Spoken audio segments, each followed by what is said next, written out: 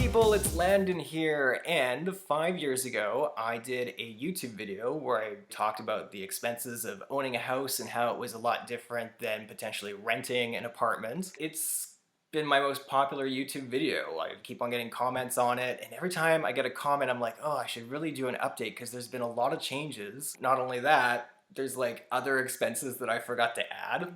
Not a whole bunch, but whatever, we'll get through them. So here we are, 2020, 5 years later. If you haven't seen my video from 5 years ago, I'll let you know I bought this place for $358,850. I got a 30-year mortgage and it was 2.69% at the time. Over the past 5 years, I've actually done some lump sum payments to the mortgage. In hindsight, that was probably really stupid because you only get 2.69% return on your money. It would have been a lot smarter to take that extra money, put it into a tax-free savings account with some kind of like index fund. But nonetheless, I did some lump sum payments and my original mortgage was $262,000 and the payment was $1,083.08 a month.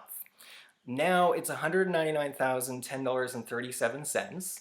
Mortgage rate has actually changed. It's now 2.62%. It just recently renewed and I locked in at 2.62, so a little bit lower. I also called my bank saying, done these lump sum payments, I don't really want to accelerate my mortgage anymore. I kind of want to do the minimum payments that I can do. So I'm back to basically a 25-year amortization because I started with 30. My new mortgage payment is quite a bit lower. It's $904.82 a month, which works out to be about 16.5% decrease. But that's just the mortgage. That's just a portion of your expenses. And as you will see, it's a lot more. Next, we're gonna talk about property taxes. Now, the previous video, it's hilarious because at the time, I'm like, oh my God, the property taxes are so expensive. $310 and change a month is what they were. A lot of people were commenting saying like, oh my gosh, that's crazy property tax. Oh, no, buckle up. My new property tax, you guys, is $388.98 a month. That's a 25.4% increase.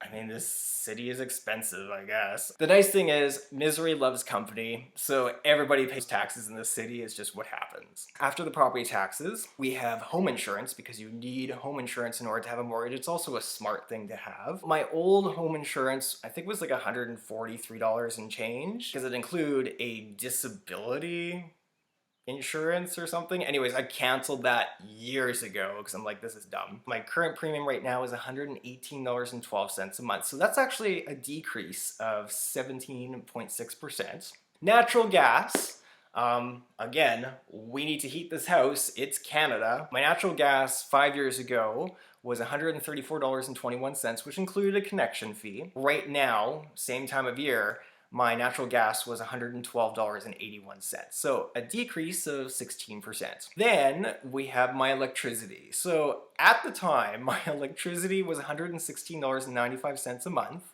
I've since developed the basement, we got new roommates in the house. At the end of the day, our electricity is quite a bit more. $180.09 a month, so that's a 54% increase. So this is the fun part. Our water bill is absolutely insane because it includes sewer and your supply and like there's like a drainage fee and recycling fee. It's basically, if you live in Regina, our water bill is one of our biggest gripes here. At the time when I first moved into this house, it was $95.25 a month. It's now $198.24 a month. We go through 37,000 liters of water a month in this house. We water the lawn, there's like 6 to 5. Oh, there's someone at the door. Hello. Thanks, man. Oh, thanks. Someone ordered skip the dishes. No idea who, because one of my roommates just left and nobody else's car is here, so we're just gonna continue the video. There's just food at the front door, whatever. I told people in the previous video that I had a water heater rental of $9.63 a month. This is really normal in Regina. Our water is like super hard and it destroys water heaters. So it's very common to rent a water heater because to purchase one is about $1,500 for a comparable John Wood water heater. Plus you gotta pay the city a permit to have it installed with the natural gas line. So that's $100. Plus you have to get it installed. So really, unless I'm living in this house for like 15 years, I'll just pay the water heater rental. Because at the time it was $9.63 a month. Today, it's $9.71 a month. It went up 0.8%. Once you add it all up, the bare minimum cost of living in this house is $1,912.77, which is actually a 1% decrease from the bare minimum that I had in the video from 5 years ago. It was $1,932.69, but like really similar. Now, we want to add the maintenance.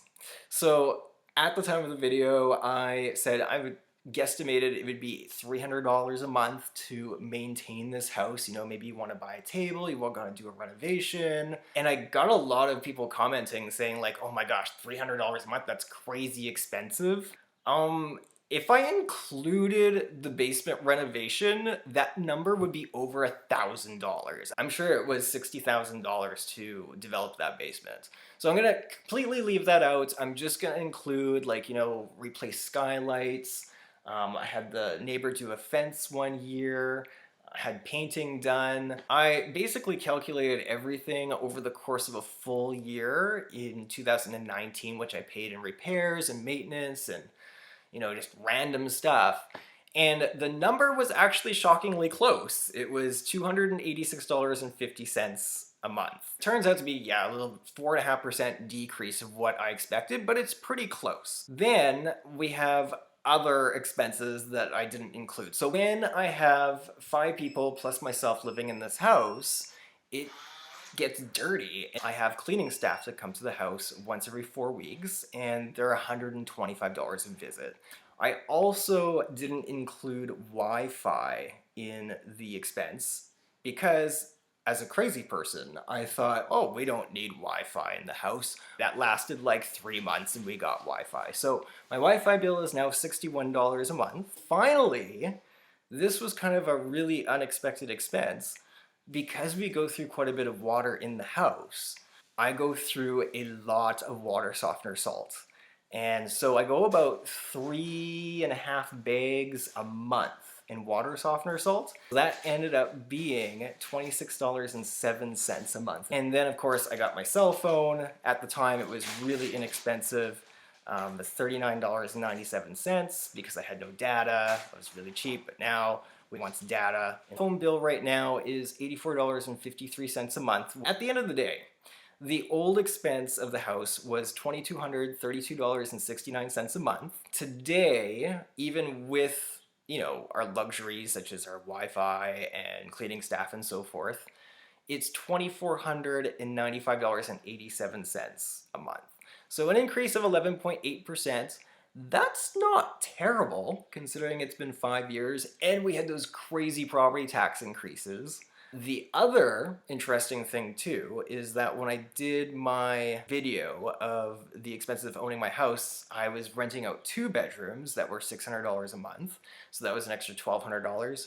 Today, it's a little bit better. So I actually rent out the master bedroom for $730 a month, and then I rent out 3 extra bedrooms for $651. I'm making $2,683 a month in rental income. Keep in mind that rental income, even though you can deduct expenses off of it, is taxable. So it's not really like I'm not really making a profit, but I'm certainly comfortable. And we'll talk to you later. Take care. Bye.